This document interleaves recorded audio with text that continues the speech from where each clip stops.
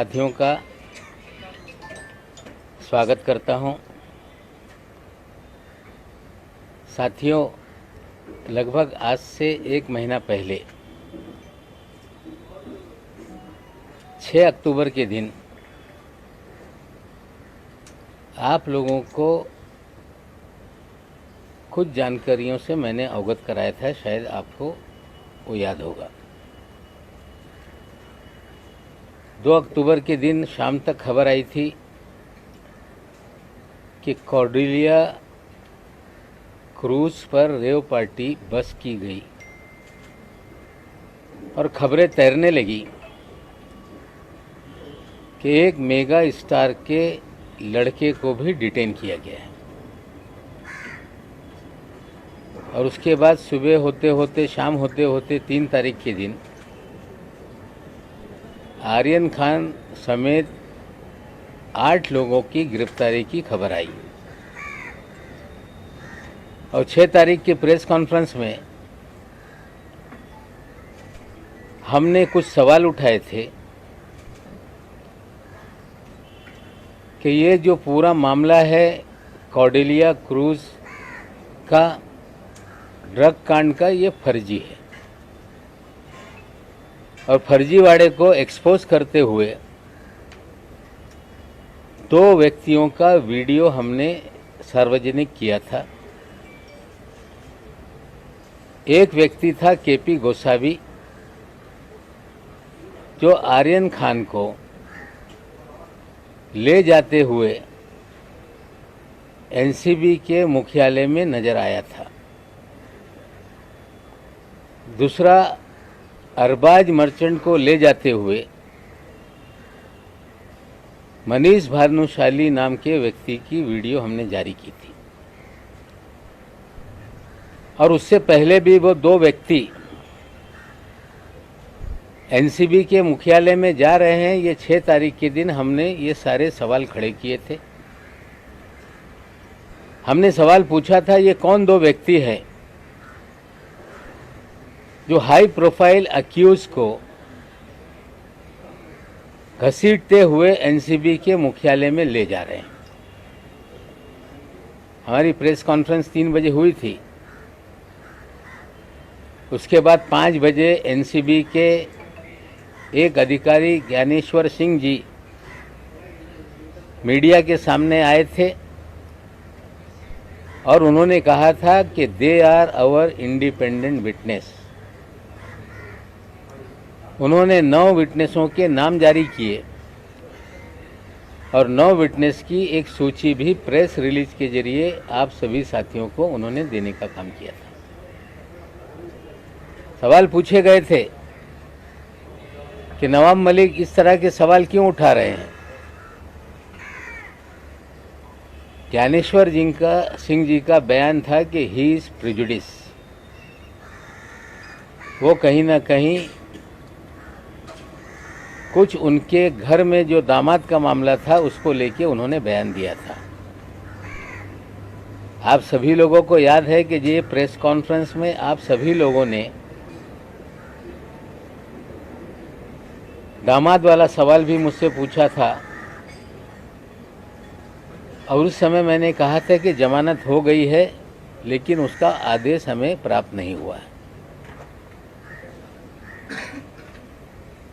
उसकी सफाई में फिर मुझसे सवाल पूछे गए। मैंने कहा था कि जिस दिन 13 जनवरी को गिरफ्तारी हुई, 14 जनवरी को मैंने साफ कर दिया था, मैंने ट्वीट करके, जिसको आप सभी लोगों ने कवर किया था, कि कानून से बड़ा कोई नहीं, कानून अपना काम करेगा और देश की न्यायपालिका पे मेरा पूरा विश्वास है। फिर हमने 9 तारीख के दिन और एक प्रेस कॉन्फ्रेंस की।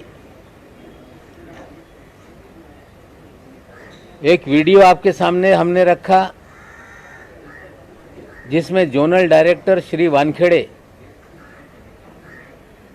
ये बयान दे रहे थे कि हमने 8 to 10 पीपल को डिटेन किया है। उसी रात का 2 तारीख की रात का था। मैंने सवाल पूछा था कि एक बड़ा अधिकारी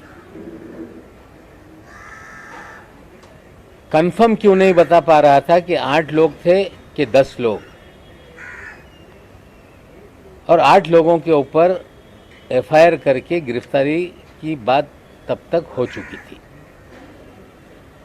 हमने फिर एक वीडियो रिलीज किया उसी दिन कि 8 लोग नहीं 11 लोग थे।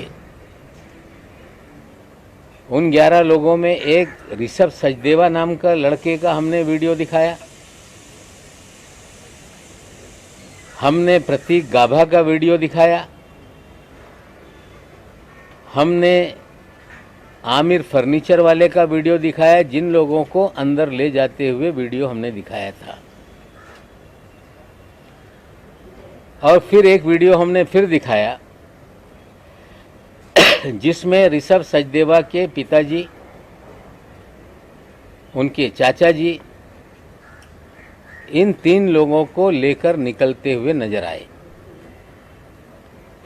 और हमने सवाल उठाया कि ये 3 लोगों को क्यों छोड़ा गया,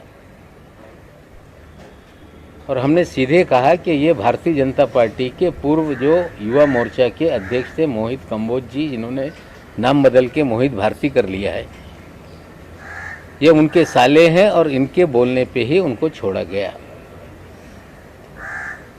फिर तुरंत प्रेस कॉन्फ्रेंस हो गई। श्री वानखेड़े ने कहा कि वो 11 लोग नहीं 14 लोग डिटेन किए गए थे।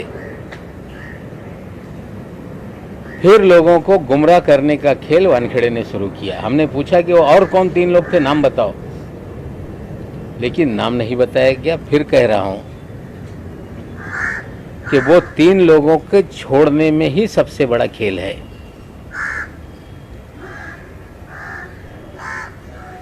जिस दिन मैंने ऋषभ सचदेवा का नाम सामने लाया, मोहित कंबोज जो 1100 करोड़ रुपए का बैंक फ्रॉड का एक्यूज है,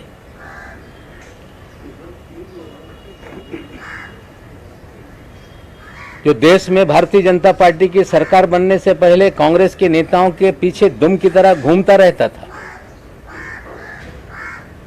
एक नेता जो मुंबई में कांग्रेस के अध्यक्ष थे, अभी वो भारतीय जनता पार्टी में है, उनका पिछलग्गू था।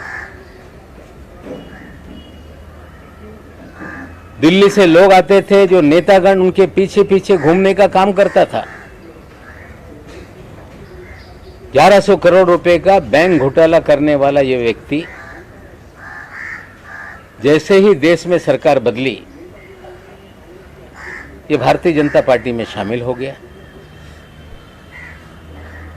पैसे के बल पे दीन-दोषी विधानसभा से भारतीय जनता पार्टी का प्रत्याशी बन गया। चुनाव हारने के बाद उसे भारतीय जनता युवा मोर्चा का अध्यक्ष बनाया गया और 1100 करोड़ रुपए के फ्रॉड की कंप्लेंट सीबीआई और ईडी के पास थी।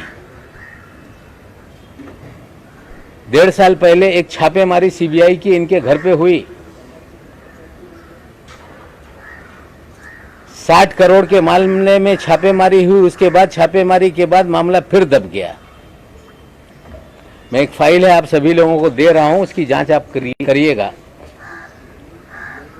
ये इसलिए बताना चाहता हूं कि पिछले 1 माह से ये महाशय पूरी तरह से छटपटाए हुए हैं। कोर्ट की प्रोसीडिंग में बार बार ये बात आई कि आर्यन खान को वो स्वयं उस क्रूज पे कोई टिकट निकाल के नहीं गया, उसे प्रतीक गाबा और आमिर फर्नीचर वाला के जरिए वो वहाँ गया।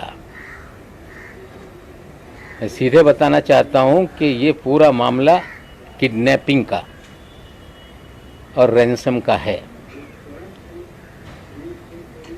मोहित कंबोज के साले की जरिए ट्रैप लगाई गई, वहां आर्यन खान को पहुंचाया गया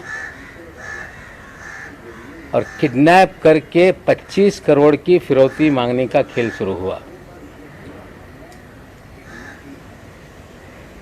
डील 18 करोड़ में हो गई।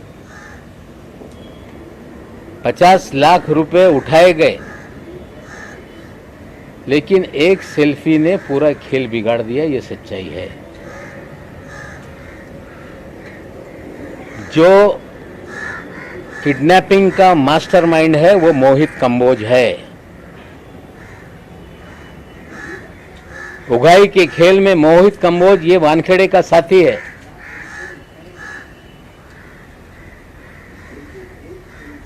मोहित कंबोज के और वानखेड़े के अच्छे रिश्ते हैं। मोहित कंबोज इस शहर में 12 होटल चलाता है। मोहित कंबोज अपने होटल चलाने के लिए बगल के होटलों पे वानखेड़े के जरिए कुणाल जानी नाम का एक होटेलियर है जो बास्किन नाम का होटल चलाता है। उसके बगल में ओपा नाम का एक होटल कंबोज ने खोला।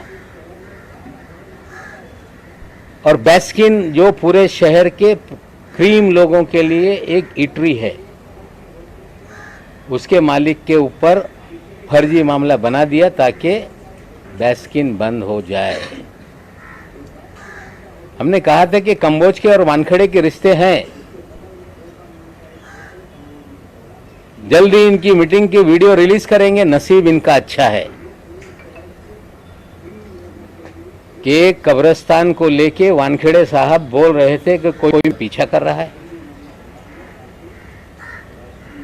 मेरी प्रेस कॉन्फ्रेंस जब 6 तारीख के दिन हुई, 7 तारीख के दिन कंबोज और वानखेड़े ओशीवीरा कब्रिस्तान के बाहर मिले। हाँ, हम लोग ढूंढ रहे थे कहीं सीसी फुटेज हमारे हाथ लग जाए। वहां के रहिवासियों ने मुझे जानकारी दी थी कि एक गाड़ी आई थी जिसमें कुछ बॉडीगार्ड थे।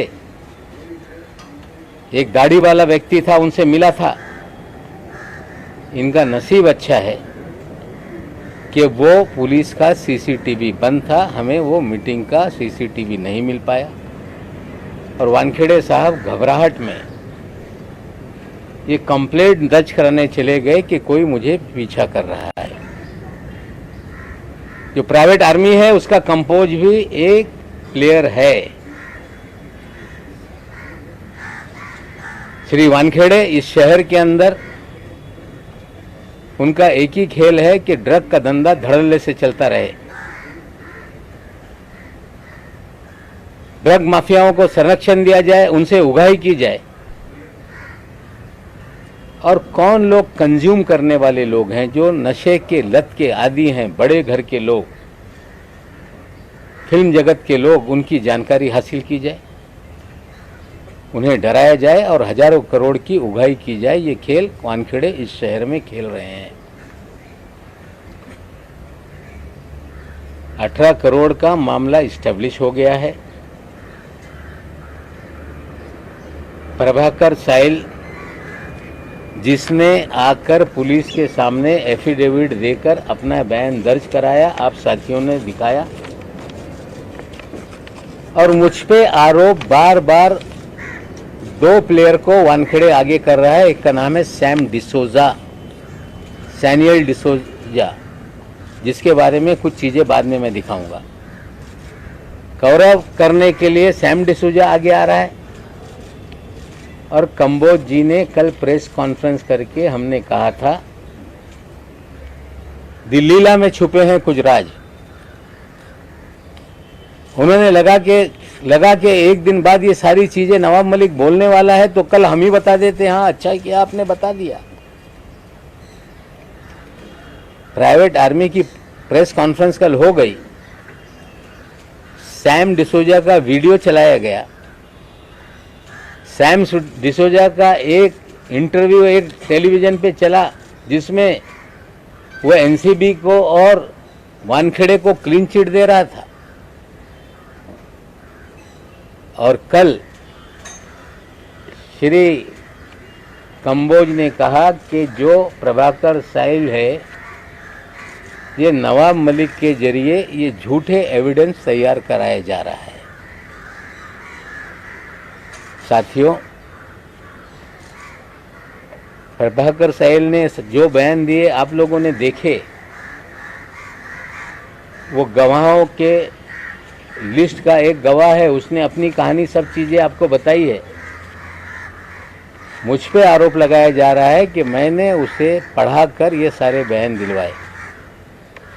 बहुत इसके अंदर एक अच्छी जानकारी मैं आपको देना चाहता हूँ।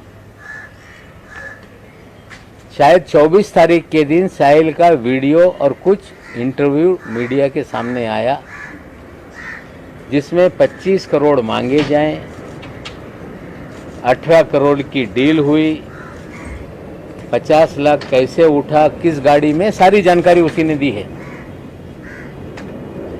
और वानखेड़े साहब और उनकी प्राइवेट आर्मी ये कह रही कि नवाब मलिक का प्लांटेड ये खेल है। मैं आप सभी लोगों को जानकारी देना चाहता हूं कि 22 तारीख के दिन मुझे एक रिपब्लिकन पार्टी के गुट के नेता हैं जो पूर्व नगर सेवक रह चुके हैं, जिनका नाम है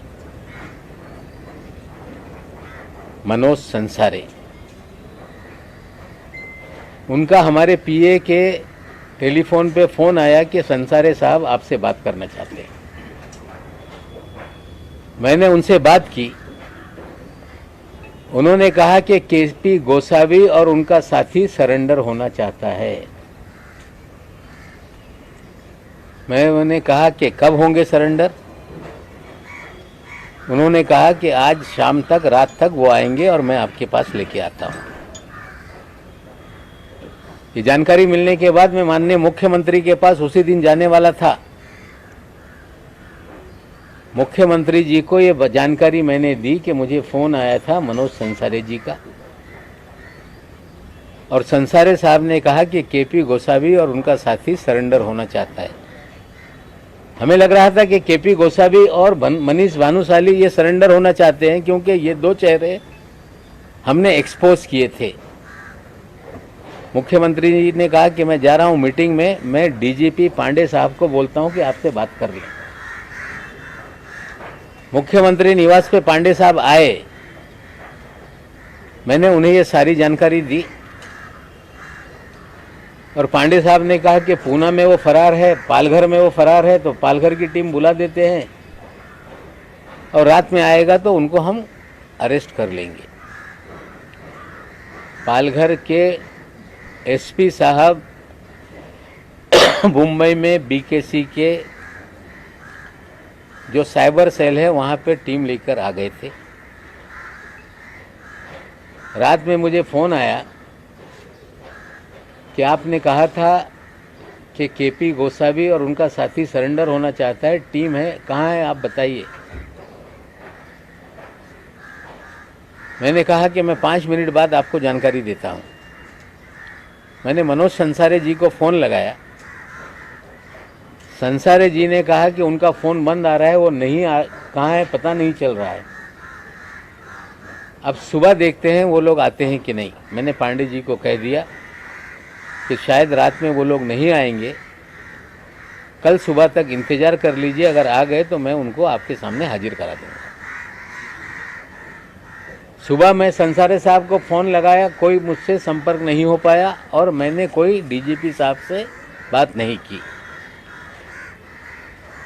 लेकिन उसी दिन 23 तारीख के दिन दोपहर में 12 बजे इसी मेरे कार्यालय में मनोज संसारे साहब 3 लोगों के साथ आ गए, आकर बैठे। मैंने पूछा कि कहाँ है केपी गोसावी? उन्होंने कहा कि यही तो केपी गोसावी का साथी है। मैंने बोला ये महेश भानुशाली तो नहीं? बोले ये केपी गोसावी का साथी है, सुनो ये क्या बोलना चाहता है। 2-3 बार चीज़ें उसने मुझे बताई और जब वो बता रहा था उसके एक साथी के फ़ोन पर लगातार फ़ोन बज रहा था।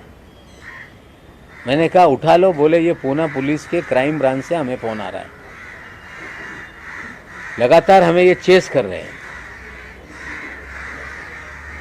मैंने बोला क्यों चेस कर रहे हैं? बोले हम जब शोलापुर से निकले हमें पूना में रात में डिटेन किया गया क्राइम ब्रांच के जरिए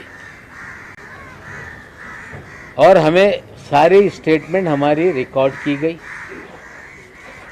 और जो प्रभाकर का चिप था वो फ़ोन बंद कराया गया और हमें छोड़ा गया कि आप जहाँ जा रहे हो जाओ। मैंने कहा कि फ़ोन उठाओ। फ़ोन उठाने के बाद मैंने पूछा क्यों चेस कर रहे हो? बोले इनकी जान को शायद खतरा है, ये बोल रहे थे। ये मनोज संसारे तक या आप तक पहुँचे कि नहीं, हम इतने ही इनको मॉनिटर कर रहे थे। और उसके बाद प्रभाकर आया हमारे सामने। मैंने मनोज संसारे से कहा कि इनका एक एफिडेविट बना लो जो ये बोल रहे हैं, इनका वीडियो रिकॉर्ड कर लो और मीडिया को दे दो और पुलिस स्टेशन में जाके कंप्लेंट लिखा दो। शायद वानखेड़े को ये पता नहीं कि आरोप लगा रहे हो, लेकिन नवाब मलिक ने कोई तोते को जिस तरह आप कंबोज को पढ़ा रहे हो, जिस तरह आप सैम को पढ़ा रहे हो, नवाब मलिक ने कोई पढ़ाने का काम नहीं किया। मैंने ये कहा था कि लीला में छुपे हैं कुछ राज। मेरे पास पगारे साहब भी आए थे 4 दिन पहले, 5 दिन। उन्होंने अपनी सारी कहानी सुनाई थी। विजय पगारे नाम का व्यक्ति है जो चैनलों पे चल रहा है। लीला होटल की सारी कहानी बताई, कैसे पूरे लोग मनीष भानुशाली, धवल भानुशाली, श्याम डिसोजा किस तरह से वहां पे रंग रलियां मनाते थे, किस तरह से चीजें चलती थी। वानखेड़े साहब को लगा कि ये कल बात होने वाली है, तो चलो कंबोज के जरिए लीला का राज खोल देते हैं। सुनील पाटिल का नाम सामने ले आते हैं। सुनील पाटिल को मैं जीवन में कभी नहीं मिला। सुनील पाटिल कोई राष्ट्रवादी कांग्रेस पार्टी का कार्यकर्ता नहीं। सुनील पाटिल के कल कंबोज साहब ही राणा साहब मंत्री के साथ फोटो दिखा रहे थे। सुनील पाटिल के अमित शाह जी के साथ कई वीडियो घूम रहे हैं। सुनील पाटिल के मुख्यमंत्री गुजरात के उनके शपथ ग्रहण समारोह के फोटो घूम रहे। मनीष भानुशाली के प्रधानमंत्री से लेके सभी लोगों के साथ फोटो हैं। मनीष भानुशाली जब माधवराव सिंधिया के लड़के जब पार्टी ज्वाइन कर रहे थे तो बीजेपी के मुख्यालय में इंटरव्यू देते हुए नजर आ रहे हैं। हम तस्वीरों पे आरोप नहीं लगा रहे हैं। किस दल का व्यक्ति है हम ये नहीं कहना चाहते, लेकिन सुनील पाटिल भी फ्रॉड है। सुनील पाटिल भी वानखेड़े की प्राइवेट आर्मी का ये प्लेयर है। और मैं आपको और जानकारी दे दूं कि 6 तारीख को जिस दिन मैंने प्रेस कॉन्फ्रेंस की, उस दिन सुनील पाटिल का मुझे फोन आया था प्रेस कॉन्फ्रेंस के 2 घंटे बाद कि साहब मैं धुलियाऊन बोलतो, मैं धुलिया से बोल रहा हूं, मैं आपको जो आपने प्रेस कॉन्फ्रेंस ली है उसके बारे में अधिक जानकारी देना चाहता हूं। मैंने कहा आइए मुंबई में मुलाकात करिए। फिर दूसरी प्रेस कॉन्फ्रेंस के दिन भी उसका फोन आया। और जब विजय पगारे नाना मेरे पास आए उसके बाद भी वो नहीं आया। विजय पगारे के साथ एक भंगाले नाम का उनका साथी था, उसके फोन से उन्होंने सुनील पाटिल से बात की। बोले आप आ जाओ, आप डरो मत, पुलिस के सामने मलिक साहब आपको हाजिर करा देंगे। और मुझे नंबर दिया कि साहब हम लोग नहीं, आप डायरेक्ट बात कर लेना। मैंने डायल किया तो वही नंबर था, सुनील पाटिल धुलिया। मैंने उससे कहा कि आप आओ, पुलिस के सामने खड़े रहो, सच्चाई बोलो। उसने कहा कि उसने बोला कि मैं गुजरात में हूँ, मुझे रुका के रखा है और मैं किसी भी तरह से आऊँगा। कल आने वाला था, अभी तक आया नहीं। मैंने लीला नाम लिया है, दी ललित होटल है वो। और आपको जानकारी दे दूं कि सैम डिसोजा कौन है, इसकी भी थोड़ी सी जानकारी आप ले लें। आज मैंने ट्विटर पे बताया कि ये सैम डिसोजा नहीं, ये सैनियल डिसोजा है, सैनविल डिसोजा। एक केस हुआ था वीड बेकरी केस, जिसमें सचिन टोपे नाम के एक मियाँ बीबी को गिरफ्तार किया गया। उसमें 5 एक्यूज हैं, जिसमें 4 गिरफ्तारी हो गई। 5वां एक्यूज है सैम डिसोजा। सैम डिसोजा के गूगल पे से सचिन टोपे की बीबी को पेमेंट हुए सारे लिंक हैं। 23 जून के दिन सैम डिसूजा को एक नोटिस दी जाती है कि आप आके कार्यालय में एनसीबी में मिलो। उसके बाद एक हमने टेलीफोनिक कन्वर्सेशन भी आपको दिखाया है, जो ट्विटर पे हमने डाला है। ये दोनों चीज़ें जरा दिखा दो। सैम डिसूजा कौन है, पहला फोटो उसका, यह है सैम डिसूजा। असली नाम है सैनिल डिसूजा। जो नोटिस है उसकी भी कॉपी दिखा दो। 23 जून के दिन नोटिस दिया गया कि आप एनसीबी के ऑफिस में आइए, सम्मन। 23 जून से लेके आज तक सैम डिसूजा की गिरफ्तारी क्यों नहीं है? क्योंकि सैम डिसूजा की एक कन्वर्जेशन है श्री वीवी सिंह जो अफसर हैं, वो भी जरा सुन लीजिए, वो बात कर रहा है।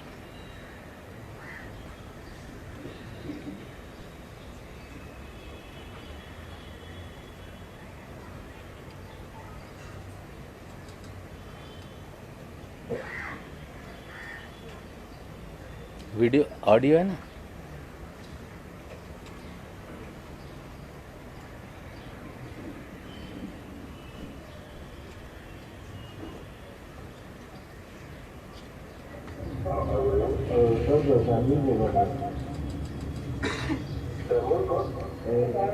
आपको नोटिस दिए थे ना घर पे?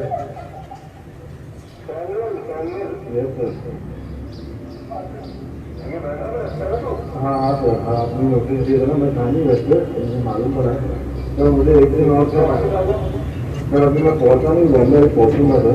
थोड़ी मेरी तबियत से डाउन लग रही है, मैं मंडे को आऊँ तो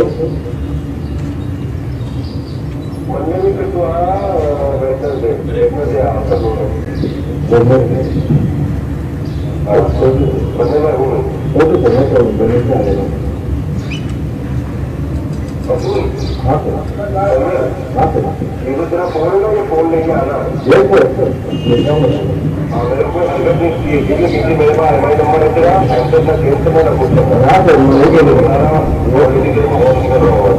मैं कभी काम करूँगा।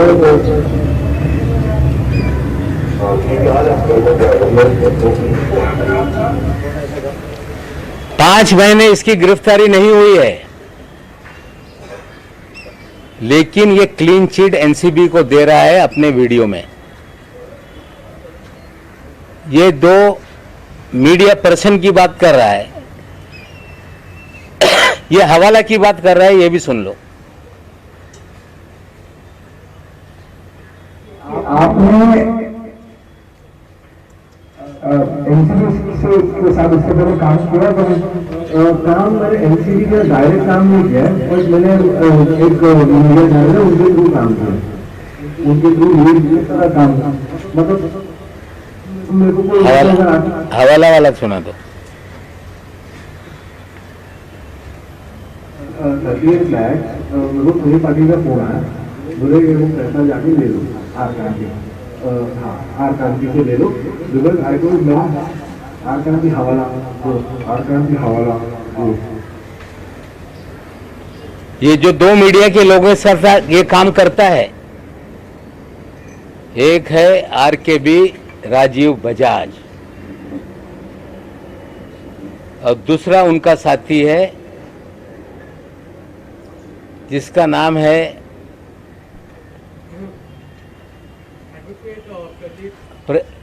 नंबियार, एडवोकेट प्रदीप नंबियार।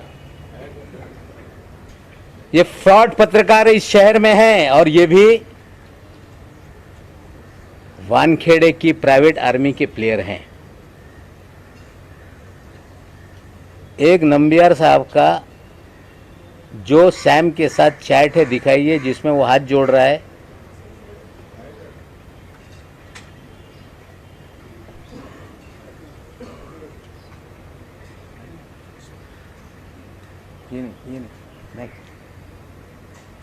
ये एक चैट है जिसमें वो हाथ जोड़ रहा है, बातें कर रहा है। और दूसरा भी एक मैं आपको दिखाऊंगा जो चैट है नंबियार का और एनसीबी के ऑफिसर के साथ, कि यू आर हैरेसिंग समबडी। और ये सारी डील उसी दिन हो गई और सैम डिसूजा ने हवाले के जरिए पैसा दिल्ली भेजा। उसका भी चैट है। हवाला वाले को पूछ रहा है सैम डिसूजा कि हवाले की रसीद भेजो भाई। रसीद कहाँ है? हवाले वाला बोल रहा है कि हवाले की कहीं रसीद होती है क्या? फिर बोलता है okay I don't no, leave it. और ये नंबियार और राजकुमार बजाज आरकेबी ये इस शहर में इनके लिए काम करते हैं।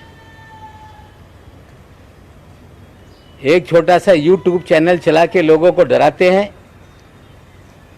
नाम घोषित करते हैं, वसूली करते हैं। जो पैसा ना दे उसको एनसीबी से रेड करा देंगे, नहीं तो पूरा शहर में जो ड्रग का नेक्सस है उसकी वसूली का काम ये दो लोग करते हैं। उसके कुछ स्टिंग ऑपरेशन के 2 वीडियो देख लें।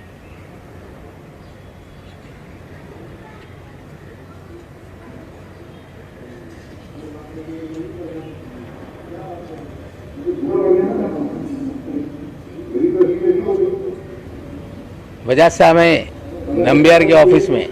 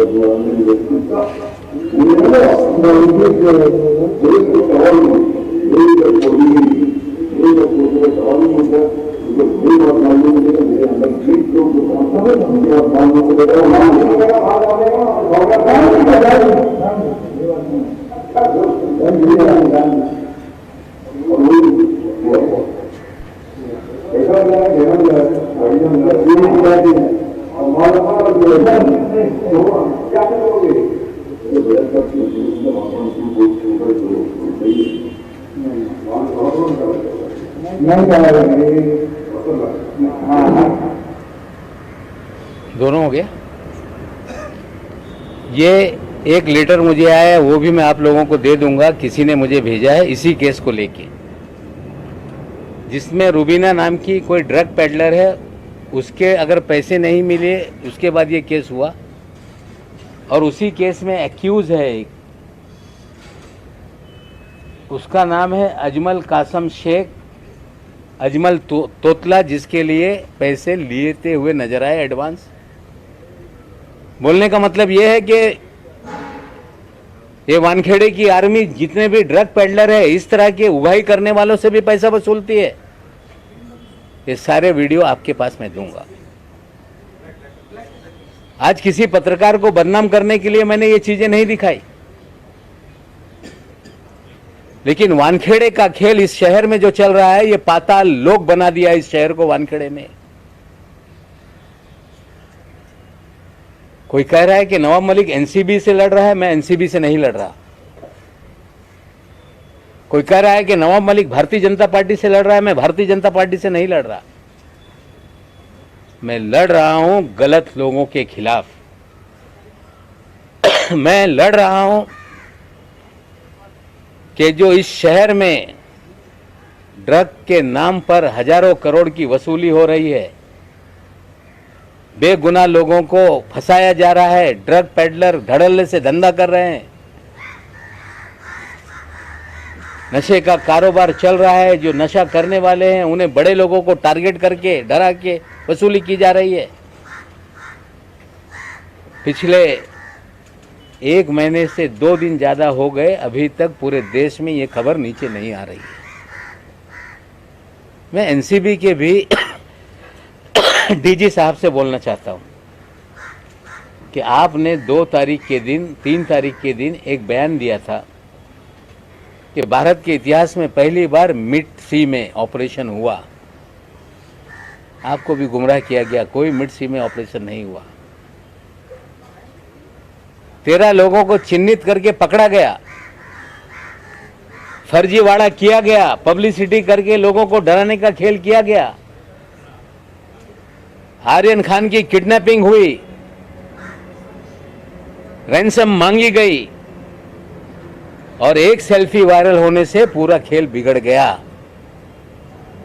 मैं बीजेपी के लोगों को भी कहना चाहता हूं कि मैं कोई पॉलिटिकल लड़ाई नहीं लड़ रहा। हम चाहते हैं कि ड्रग पूरी तरह से समाप्त हो, पीने वालों को नशा मुक्ति केंद्र में भेजा जाए, जो छोटे धंधे वाले हैं उन्हें पकड़ के उसी मुकदमे में बंद किया जाए, बड़ी मछलियों को पकड़ा जाए, सोर्स को पकड़ा जाए, पूरी तरह से देश में नशा मुक्ति हो। लेकिन इस तरह के फ्रॉड लोगों को शील्ड करने के लिए आगे मत आइए। कंबोज फ्रॉड है, कह रहा है कि 1.5 साल से मैं पार्टी में नहीं, उसे शील्ड मत कीजिए। पाटिल जो है वो किसी दल में नहीं, उसे शील्ड मत कीजिए।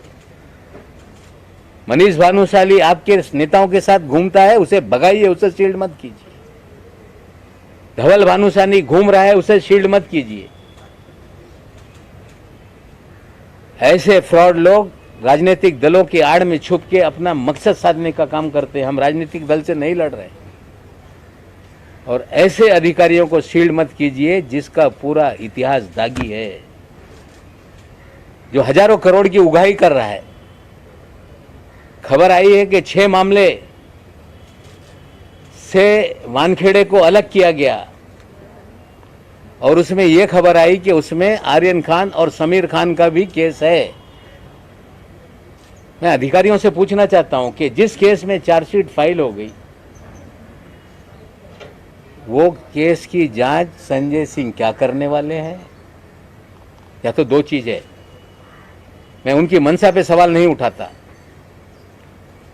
2 चीज है, या तो आप सही मानों में जांच करके जो बोगस केस है उसमें डी समरी फाइल करके लोगों को निर्दोष मुक्त कराएंगे।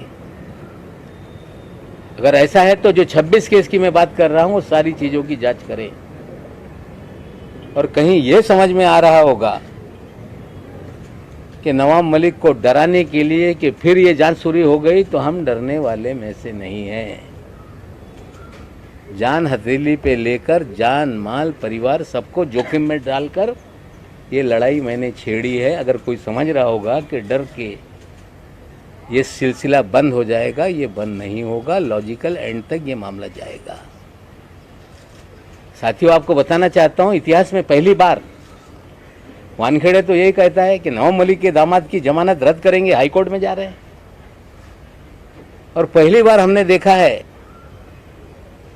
कि जो फॉरेंसिक लैब गुजरात की है, जहां से रिपोर्ट आई, उस रिपोर्ट को रीचेकिंग के लिए एप्लीकेशन एनडीपीएस कोर्ट में डाला गया। आज तक एक्यूज फॉरेंसिक रिपोर्ट जो आती है देश के सरकारी लेबोरेटरी से, उसको चैलेंज करते हैं। पहली बार एनसीबी चैलेंज कर रही है। मैं सीधे बोल देता हूं, मैंने दामाद से बात की, दामाद ने बोला कि डैडी लड़ाई जारी रखो, 8 महीने क्या आपके लिए अब 20 साल जेल में रहना पड़ेगा, तो जेल में आने के लिए तैयार है। फर्जीवाड़ा करके जेल में डालोगे, नवाब मलिक और उसका परिवार डरने वाला नहीं है।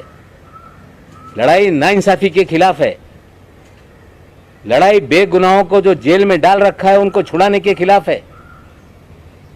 लड़ाई हजारों करोड़ का एक्सटॉर्शन जो शहर में हो रहा है उसके खिलाफ है। मैं बीजेपी से भी हाथ जोड़ के विनती करता हूं कि फ्रॉडों को शील्ड करने का काम ना करो। और एनसीबी के भी अधिकारियों को कहता हूं कि गंदी मछली निकाल कर फेंक दो। ये चंडाल चौकड़ी मुंबई के जोनल ऑफिस में है। समीर वानखेड़े, वीवी सिंह, आशीष रंजन और एक वानखेड़े का ड्राइवर है माने। ये चंडाल चौकड़ी ने ही पूरा डिपार्टमेंट का नाम खराब किया है। और आप नहीं करेंगे तो 2 एसआईटी फॉर्म हो गई है, एक राज्य सरकार की, एक केंद्र सरकार की। हमारी मांग है 26 मामलों की जांच करो, निर्दोषों को छोड़ो, समीर वानखेड़े की जांच करो। अगर आपकी एसआईटी नहीं करेगी तो किडनैपिंग और रैंसम का मामला तो इस्टेब्लिश हो गया है। धीरे धीरे लोग सामने आ रहे हैं। जांच है, मैं नहीं कहता किसी को नाजायज फंसा दो, लेकिन किडनैपिंग और रैंसम के मामले में जो भी गुनहगार हैं, चाहे गोसावी होगा, चाहे भानुशाली होगा, चाहे सुनील पाटिल होगा, चाहे धवल भानुशाली होगा, चाहे प्रभाकर सहल होगा, चाहे वानखेड़े होगा, वीवी सिंह होगा, निश्चित रूप से सत्य सामने आएगा, सत्य की जीत होगी। और जब तक ये लॉजिकल एंड तक विषय नहीं जाता, मैं रुकने वाला नहीं हूँ। डराने का प्रयास ना करें, धमकाने का प्रयास ना करें।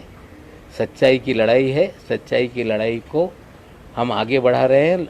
और लोगों को डराया जा रहा है कि आपने पैसा दिया, आप भी इसमें आरोपी बन जाएंगे। विक्टिम कभी आरोपी नहीं होता। किसी को डरा के पैसा लिया जाए तो डर के लोग पैसा देते हैं। शाहरुख खान को डराया जा रहा है कि तुमको आरोपी बना देंगे, पैसा तुमने दिया है। They are victims. जो सारे विक्टिम हैं उनको बोलता हूं, खुलकर सामने आओ, डरो मत। जो लड़ाई में आगे बढ़ा रहा हूं उसके अंदर मेरा साथ दो। और मुझे पूरा विश्वास है ये लड़ाई आगे तक जाएगी। और जिस तरह से देश के मीडिया ने इस लड़ाई को आगे बढ़ाया है, आशा करता हूं कि अंतिम लड़ाई के अंत तक ये मामला आपके सहयोग से आगे चलेगा। धन्यवाद। वो चांडाल चौकड़ी कौन सी है, एक बार फिर से नाम बता दीजिए, क्या इन्वॉल्वमेंट है सीधे तौर पे? 4 लोग हैं चंडाल चौकड़ी, जिनकी प्राइवेट आर्मी है। जोनल ऑफिस में समीर वानखेड़े, वीवी सिंह, आशीष रंजन और माने नाम का एक ड्राइवर है। पिछले प्रेस कॉन्फ्रेंस में एक मेरे से गलती हो गई, मैं उसको सुधारना चाहता हूँ। मेरे दामाद से वीवी सिंह ने रेंज रोवर नहीं मांगी थी, आशीष रंजन ने मांगी थी कि I want to purchase Range Rover. ये आशीष रंजन ने कहा था। सर, आपने शाहरुख खान को डराने की बात की, शाहरुख खान को कौन डरा रहा है, किस तरह से डरा रहा है? नहीं, उन्हें देखिए, पहले दिन से शाहरुख खान को डराया जा रहा था कि नवाब मलिक अगर बोलना बंद नहीं करेगा तो तुम्हारा लड़का लंबा जाएगा। अभी पूजा ददलानी का मामला इसमें आ गया, शायद उन्हें डराया जा रहा है कि 50 लाख आपने दिया, आप भी एक्यूज बन जाएंगे। यू आर विक्टिम, डोंट, डरो मत। देश में किसी के बच्चे को किडनैप कर ले, कोई रैंसम मांगे, डर के कोई पैसा दे दे, तो वो गुनहगार नहीं है, वो विक्टिम है। खुलकर सामने आओ, सच्चाई बोलो और इन सारे लोगों को दंडित करने के लिए हम लोगों की मदद करो। आपको लग रहा है शाहरुख खान खुद सामने आएंगे उनके साथ जो- मुझे पता नहीं कौन किसे डरा रहा है, पर्दे के पीछे क्या क्या हो रहा है, लेकिन वानखेड़े साहब किसको क्या क्या फ़ोन कर रहे हैं, मैं आज सभी बातें नहीं बोलूँगा, लेकिन उनके फ़ोन सिग्नल से जाते हैं, बहुत सारी महिलाओं को डराते हैं, बहुत सारे लोगों को डराते हैं, प्राइवेट आर्मी एक्टिव है। ये सारी चीज़ें धीरे धीरे करेंगे। आज जो मैंने कहा था कि रविवार को कुछ चीज़ें सामने रखूँगा, मैंने रखा है। और एक फ़ाइल 1100 करोड़ रुपए के फ्रॉड की जो फाइल है वो भी आपको देख रहा हूँ, जांचिए, अगर सही होगा तो उसको आगे बढ़ाइए, नहीं तो हम लोग उसको परसू करेंगे।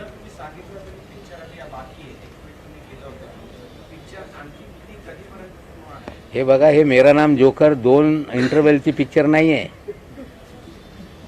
संगम 2 इंटरवलची पिक्चर नाही आहे।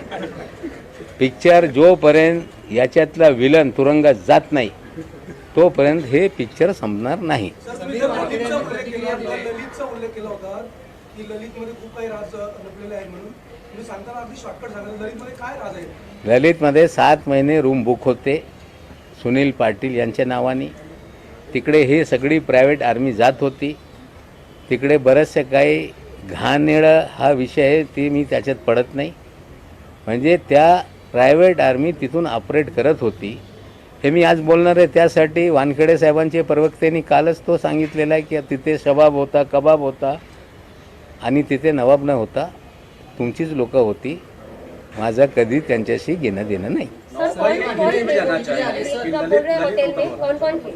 देखिए, ललित होटल में जो मुझे जानकारी विजय पगारे साहब ने आके दी कि 7 महीने हम लोग होटल में वहाँ बुक करके थे। वहाँ पे विलास भानुशाली, मनीष भानुशाली, धवल भानुशाली, श्याम डिसोजा और बहुत सारे लोग आते थे। वहाँ पे लड़कियाँ भी आती थी, वहाँ ड्रग भी पिया जाता था, वहाँ पैसे भी आते जाते थे। ये सारी जानकारी मुझे विजय पगारे साहब ने दी थी, जो मैं बताने वाला था, लेकिन कल हड़बड़ाहट में वानखेड़े साहब के प्रवक्ता ने चीज़ें दे दी। उन्होंने कुछ व्हाट्सएप के स्क्रीनशॉट दिए जो सैम डिसोजा और सुनील पाटिल के बीच के थे। हमें लगता है चोर अपने जाल में खुद फंस रहा है। ये सारा खेल डिसोजा, कंबोज, ये सारे उगाई के किडनैपिंग के पार्टनर हैं। आज न कल उन तक सिकंजा पहुंचेगा। समीर वानखेड़े को 6 केसेस से हटा दिया गया है, अब नई तरह से जांच होगी, एसआईटी गठित की गई है। आपको लगता है कि अब साफ सुथरी जांच होगी या आपको लग रहा है नहीं, अच्छी होनी चाहिए, साफ सुथरी हो, सब पे हम शंका नहीं खड़ा करते। हम 26 मामलों की जांच चाहते हैं, लेकिन एक सवाल मेरे मन में है, जिसकी चार्जशीट पूरी फाइल हो गई उसकी क्या जांच होने वाली है? अगर साफ सुथरी जांच होगी तो क्या डी समरी सारे केसेस को करेंगे, या स्पेसिफिक आर्यन खान और समीर खान का मामला एसआईटी को दे दिया गया तो 2 उसमें से वो होता है, मतलब निकलते हैं। एक तो साफ सुथरी जांच करके लोगों को क्लीन चिट देंगे, या समीर खान का भी नाम उसमें छोड़ दो ताकि नवाब मलिक डर जाएगा। अगर उनको डराने का कोई खेल है तो नवाब मलिक डरेगा नहीं, ये लोग समझ लें। तुमचे सगळे आरोप हास्यास्पद आहेत। समीर वानखेडेंनी आता प्रतिक्रिया दिलेली आहे की तुमचे सगळे आरोप जे केलेले आहेत ते सगळे हास्यास्पद आहेत। आता इतके मी सगळं सांगतो, सत्यमेव जे ते आता सांगत नाही। त्यांना हसवा येत असेल पण पुढे ते रडणारच आहे। क्रूजवर काही नेत्यांना आणि हो, आणखीन एक आहे क्रूजच्या बाबतीत। या क्रूजमध्ये जे केस बनवण्यात आली त्याच्यात क्रेव, ते वीडियो दाखवा। एक पेपर रोल को भी उसमें सीज किया गया है केस के अंदर, पेपर रोल। नमस्क्रे, ये नमस्क्रे फैशन टीवी का स्पॉन्सर का ब्रांड है। ये पेपर रोल में ड्रग पिया जाता है, इस तरह से कहा जाता है। अगर ये केस में ये सैंपल, ये स्टॉक सीज किया गया तो इसके मालिक को क्यों नहीं पकड़ा गया? इसके मालिक का नाम है काशिफ खान, असली नाम है कासिफ मलिक खान। देश के कई पुलिस थानों में इस पे मुकदमे दर्ज हैं। ये दिल्ली कोर्ट से भगोड़ा घोषित है कासिफ खान। ये समीर वानखेड़े का साथी है। गोवा में बड़ी संपत्ति बना रहा है, अपने आप को फैशन टीवी का इंडिया हेड कहता है। उस दिन ये पार्टी में नाच रहा था। सवाल ये है कि इसे गिरफ्तार क्यों नहीं किया गया? और ये व्यक्ति हमारे मुंबई के पालक मंत्री असलम शेख को भी बहुत फोर्स कर रहा था कि पार्टी में आओ। ये व्यक्ति बड़े बड़े नेता जो हमारे मंत्रिमंडल में हैं, उनके बच्चों को प्लान करके वहां ले जाना चाह रहा था। क्यों इसे छोड़ दिया? ये असलम शेख को वहां क्यों ले जाना चाहता था? ये कई मंत्रियों के बच्चों को क्यों ट्रैप कर रहा था? क्या एक बड़ी कॉन्स्पिरेसी करके ड्रग का खेल सरकार चलवा रही है, बदनामी करने का षड्यंत्र था क्या? ये भी एक सवाल है। काशिफ खान की गिरफ्तारी क्यों नहीं, वानखेड़े के साथी को क्यों नहीं पकड़ा जा रहा है? और मैं जिम्मेदारी से कहता हूं, असलम शेख भी बयान दे देंगे कि उन्हें बहुत कोशिश की जा रही थी कि आप क्रूज पे चलो, लेकिन वो नहीं गए। शायद ये बड़ी एक कॉन्स्पिरेसी थी। धीरे धीरे मुंबई की एसआईटी भी इसकी जांच करे, हम मांग करेंगे।